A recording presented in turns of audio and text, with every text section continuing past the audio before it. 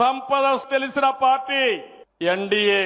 మళ్ళీ మీరు అధికారం ఇవ్వండి, అభివృద్ధి చేస్తాం, సంక్షేమాన్ని ఇస్తాం.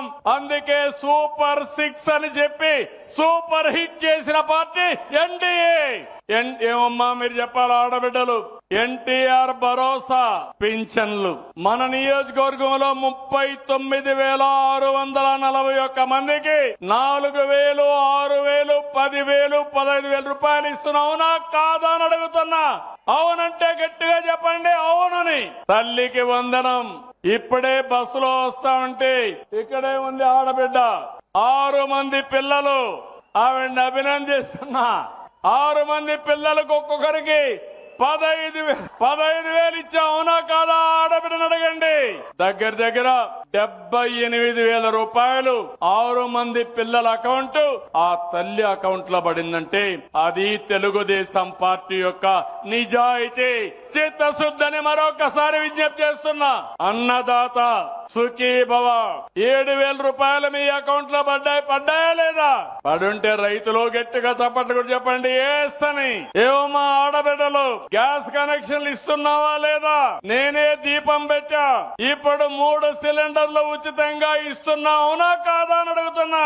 అన్నింటికంటే సూపర్ హిట్ శ్రీ శక్తి ఉచిత ప్రయాణం. మా ఆడబిడ్డలకు ఈ రోజు ఎన్డీఏ ఇచ్చే వరం. మా ఆడబిడ్డలు హ్యాపీగా ఉంటే చేతుల పైకెత్తండి. దీని వల్ల చరిత్ర తిరగరాయబోతున్నారు మా ఆడబిడ్డలు.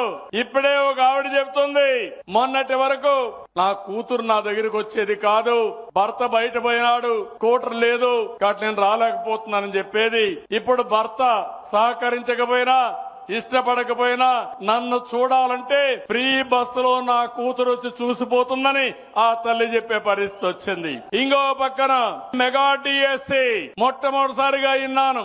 మన కుప్పంలో కూడా 50 మంది టీచర్లు సెలెక్ట్ అయ్యారు. ఇదొక చరిత్ర. ఒకప్పుడు మన టీచర్లే సెలెక్ట్ అయ్యేవాళ్ళు కాదు, అంతా వేరే తాలూకాల నుంచి ఇక్కడ రావడం, వస్తానే ట్రాన్స్ఫర్ చేసుకుని వెళ్లిపోవడం, మన బడులన్నీ ఖాళీ అయిపోవడం. ఎన్టీఆర్ మెమోరియల్ ట్రస్ట్ ట్రైనింగ్ కూడా ఇచ్చాం. దీనివల్ల బ్రహ్మాండంగా పనిచేశారు. ఇది తలుచుకున్నప్పుడు ఇప్పుడు కుప్పం కూడా పోటీ పడే పరిస్థితి వచ్చింది.